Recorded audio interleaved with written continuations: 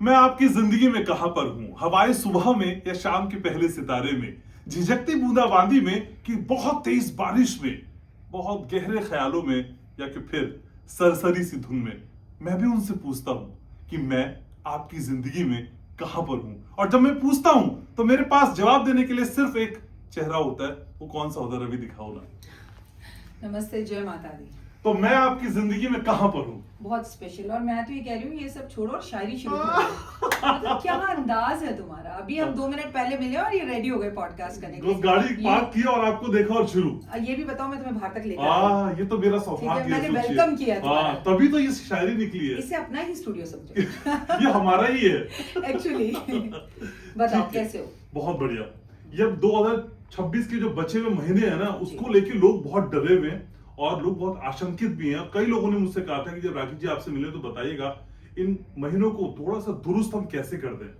देखो, सबसे पहली बात तो आज हम 18 तारीख को ये शूट कर रहे हैं और कल 17 तारीख को सूर्य ने अपना राशि परिवर्तन कर लिया है और वो जाकर बैठा है सिंह राशि में, जो कि उसका अपना घर है। वहां पर वो कंफर्टेबल फील होना चाहिए, लेकिन ऐसा है नहीं क्योंकि वहां केतु है। तो सूर्य और केतु की जो युक्ति बनी है, ये दुनिया, देश, समाज और सड़कों पर उतरकर लोगों का, एजेंसी का विरोध करने के लिए ही बनी है। ये मैं बात सिर्फ हिंदुस्तान की नहीं कर रही, पूरे विश्व की कर रही हूँ। इसी की वजह से कल आपने महाकाल में जो हुआ वो देखा और भगदड़ मच रही है ऐसे, क्योंकि केतु कारक होता है आपके धर्म का। तो ये याद रखिए, धर्म के स्थानों पर से घटनाएं अभी और भी आएंगी।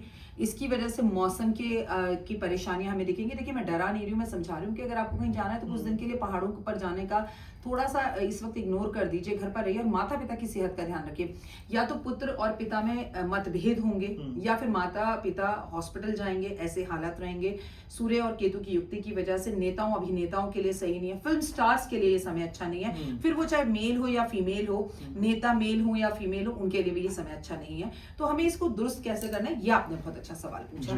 देखो, सबसे पहली बात, अपने पिता का सम्मान करें, अपना ध्यान रखें, सुबह जल्दी उठें, भगवान की शरण में रहें, अपने घर के भगवान की पूजा पहले करें, फिर सामाजिक तौर पर मंदिर में जाएं। और अभी आपको मालूम है सावन का पावन महीना चल रहा है और अभी 15 दिन करीबन बच्चे हैं हमारे पास, है ना। सावन के इस पावन महीने में पूजा पाठ, आराधना अर्चना हम कर ही रहे हैं, लेकिन इसके बाद भादो का महीना आ रहा है। भादो पूरी तरह से समर्पित है श्री कृष्ण भगवान को। तो सावन भादो साथ साथ होता है। अभी जब आप ये शूट कर रहे हैं ना, स्वाति नक्षत्र है। इस नक्षत्र में अगर बारिश हो जाए, उसमें स्नान करने से 1 साल की नेगेटिव एनर्जी खत्म होती है। अब अगर आप देख रहे हैं और आपके राज्य में कहीं बारिश हो रही है, अभी इसी वक्त से हम ये शूट सुबह 11 बजे कर रहे हैं और कल सुबह 6 बजे तक अगर आपके घर के आसपास कहीं बारिश हो रही है तो केवल स्नान ही मत कीजिए, उस बारिश के जल को भर के रख लीजिए। पिछले साल भी जल भरवाया था लोगों से, पिछले साल के जल को निकाल दीजिए। अमृत के समान जल है ये, जल बहुत खास है। और अपनी विश आसमान की तरफ नहाते वक्त जरूर बोलिए। सर्दी बुखार जुकाम बाद में देख लेंगे, कोई बात नहीं है, लेकिन बारिश के पानी में नहाना, चाहे वो आज हो या कल हो, लेकिन स्वाति नक्षत्र में नहाना तो और भी अच्छा। लेकिन लोग ये भी पूछ रहे हैं कि भी धन वर्षा पोटली हमें सिर्फ इसी साल मिलेगी, आगे नहीं मिलेगी, ऐसा क्यों कर रहे हैं आप? नहीं, ऐसा मैं इसलिए कर रही हूँ क्योंकि मैं खुद बहुत मेहनत लगती है इसमें और इसके लाखों वीडियोस आप लगातार देख रहे हैं। Thank you so much for telling. तुमने तो खुद उसका देखा है, क्योंकि इसको बनाने के लिए मुझे 6 मंथ्स लगते हैं। अब मैं लोगों को तो खुद बताती हूँ कि अपने आप बना लीजिए, लेकिन हाँ ठीक है, लोगों के पास अभिमंत्रित चीजें नहीं होती हैं, उसको तरीका भी मैं अगले साल बता दूंगी।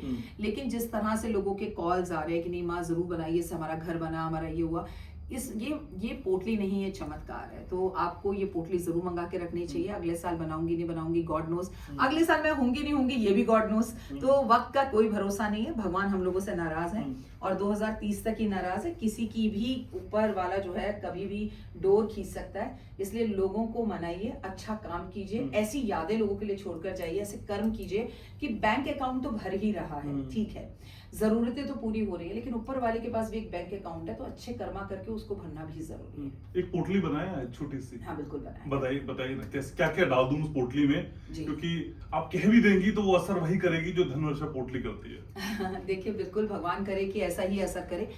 धन वर्षा पोटली असर करे या जो पोटली मैं आपको अभी बताने जा रही हूँ वो असर करे, वो तब ही करती है जब आप उस पर ट्रस्ट रखते हैं। तो मैं आपको एक बात बता दूं, अगर ये धन वर्षा पोटली आपको अपने घर में बनानी तो सबसे पहले एक लाल रंग का सुंदर सा कपड़ा लीजिए या लाल रंग की एक छोटी सी पोटली ले लीजिए, जहां पर आपने देखा होगा जो ज्वेलर्स हैं हमें छोटी छोटी पोटलियां देते हैं, उसके अंदर आप 7 तरह का अनाज डालिए और याद रखिए इस अनाज में कपूर डालिए या लौंग डालिए, नहीं तो इस अनाज में कीड़ा पड़ जाएगा। तो उसके बाद आप इसमें 11 गोमती चक्र डालिए, 11 इसके अंदर पीली कौड़ियां डालिए, इसके बाद आप इसमें अपने घर के चांदी के कुछ सिक्के डालिए और इस पोटली को अपने सामने रखकर लगातार महालक्ष्मी का मंत्र जाप करिए और हो सके तो 108 बार हवन करिए। बस आप देखिए, उसके बाद इसे किसी भी छोटी दिवाली, बड़ी दिवाली या धनतेरस वाले दिन अपने घर के लॉकर में रख लीजिए। लेकिन इसके साथ एक बात और है, हर शुक्रवार आपको इस पे स्प्रे भी करना है परफ्यूम का। हर शुक्रवार, एवरी फ्राइडे उसको दीपक दिखाइए, उसे अगरबत्ती दिखाइए, उसे चार्ज करिए। नॉर्मली क्या होता है, हम अपने सोना चांदी जेवर को भी एक बार लॉकर में बंद कर देते हैं तो फिर हम भूल जाते हैं, जो कि गलत है। जो भी चीज रुकेगी, नदी का पानी बहता रहता है तो पीने योग्य रहता है, समुद्र का पानी ठहरा हुआ है इसलिए खारा है। तो अगर आपके धन का कुबेर अगर आपको चाहिए, जैसा कि आप हमेशा कहते हैं घनश्याम पैसे का बताओ पैसे का, तो भैया अपने लॉकर्स को खोलिए, जेवर को बाहर निकालिए, उसे पहनिए, साफ करिए, फिर अंदर रखिए अपनी पोटली को, आप स्प्रे दिखाइए, अगरबत्ती धूप दिखाइए। केवल दिवाली होली का इंतजार मत कीजिए कि धन बरसे, हर रोज आपके घर धन बरसे ना, ऐसे कर्म कीजिए। मैं एक पॉडकास्ट देख रहा था तो मुझे किसी ने क्या पता, उस पॉडकास्ट में कोई कह रहा था, राखी जी की स्क्रिप्ट तो कोई लिखता है, ये 1 सेकंड पहले बातचीत हमारी प्लान हुई और धारा प्रवाह जिस तरीके से आप बोल रही हैं, इस पॉडकास्ट को जवाब है कि भाई अनिल स्क्रिप्ट नहीं देता है। अनिल भी दिख गया मुझको, इसलिए बता रहा हूँ, अनिल स्क्रिप्ट नहीं। ये धारा प्रवाह इतना आप कैसे बोलती हैं? देखिए, रब की मर्जी के बिना कुछ नहीं हो सकता, और जिनको ऐसा लगता है, मेरा खुला चैलेंज है आपके प्लेटफॉर्म से, आप मुझे अपने पॉडकास्ट में बुलाइए, लाइव कीजिए और मेरे पास सिर्फ एक कैमरामैन को छोड़ दीजिए और मैं चैलेंज के साथ कहती हूँ 24 आवर्स नॉन स्टॉप बोलूंगी कोई भी एक टॉपिक पे। 24 आवर ये मेरा चैलेंज है, कोई भी ले ले, मुझे एक्सेप्ट करने के लिए मंजूर है। टॉपिक आपका, पसंद आपकी, स्टूडियो आपका, मैं आ जाऊंगी और नॉन स्टॉप बोलूंगी। सेकंड, बीच में पानी पीने की परमिशन जरूर दे दीजिएगा, दैट्स इट। ठीक है, छोटी छोटी बोतलें भी। आज पूजा नहीं आई। आज पूजा नहीं है। लेकिन राखी माँ, आप भी कहती हैं कि जब हम सक्सेस पाते हैं तो हम पीछे बहुत कुछ छोड़ देते हैं। क्या बिना कुछ खोए सक्सेस नहीं मिल सकती? कई बार अपने भी खो जाते हैं उस भीड़ में। अपने सबसे पहले खोते हैं, हाँ। क्योंकि अपने ही अपनी सक्सेस कम देख पाते हैं। शाहरुख खान जी से एक बार किसी ने सवाल पूछा, प्लीज आपके व्यूअर्स को बड़ी अच्छी लगेगी ये कहानी, उसे समझने की कोशिश कीजिए कि आपको लोग इतनी टांग खींचते हैं, आपका इतना मजाक उड़ाते हैं, हिंदू मुस्लिम करते हैं, आपसे लोग चिढ़ते हैं, आपके बेटे के बारे में बोलते हैं तो आपको तकलीफ नहीं होती? तो शाहरुख खान जी ने मुस्कुराकर कहा, वही जवाब है मेरा मुझे ट्रोल्स करने वालों को, मेरी बदनामी करने वालों को, बदनाम हुए तो क्या नाम ना होगा। उन्होंने कहा कि एक बार एक सांप था, एक झुंगुर के पीछे पड़ा हुआ था और वो जो झुंगुर था वो दौड़े चला जा रहा था।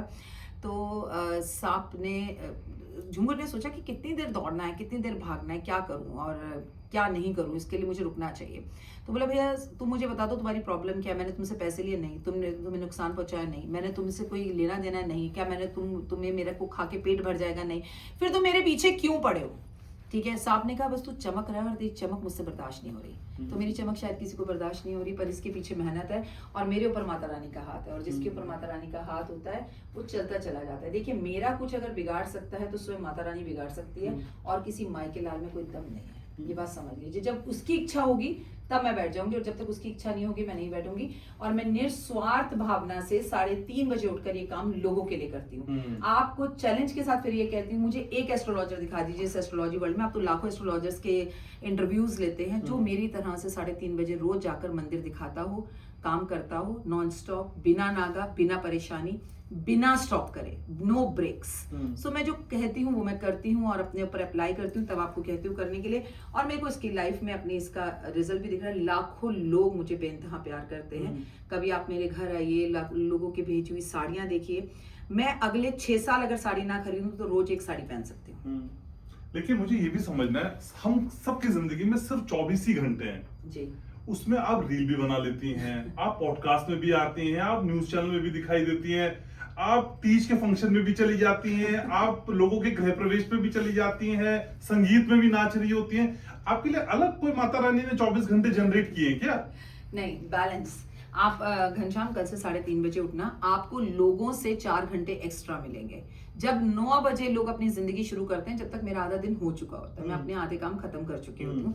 और ऐसा अब मैं नहीं कर रही हूँ, मेरे बहुत फॉलोवर्स कर रहे हैं। अभी मुझे मेरी एक फॉलोवर मिल गई परसों एक मॉल के अंदर, उसने भी चप्पल नहीं पहनी हुई, मैंने भी चप्पल नहीं पहनी हुई। तो बोली आप डॉक्टर वाई राखी। मैंने कहा तुमने चप्पल क्यों नहीं पहनी? कह रही माँ 8 साल से आपको फॉलो कर रही हूँ, आप नहीं पहनती, मैं भी नहीं पहनती। तो कितनी खुशी होती है ना। और लोग कहते हैं हम सुसाइड करने वाले थे, हमने देखा है हमारे अंदर चेंज, लोगों का हमारी तरफ अट्रैक्शन, प्यार, हमारी वाणी में वो नम्रता। पहले मैं अपने हस्बैंड से लड़ती रहती थी, अब मेरे हस्बैंड पे बिल्कुल गुस्सा नहीं आता, और मेरे हस्बैंड भी मुझे बहुत प्यार करते हैं। तो मुझे झूला झूलते हैं आप साथ? यस, मैं तो खुद झूलती हूँ अपने, मैं हर त्योहार मनाती हूँ, तभी आपको कहती हूँ। और हस्बैंड के साथ सावन में जो झूला नहीं झूला तो फिर क्या ही झूला।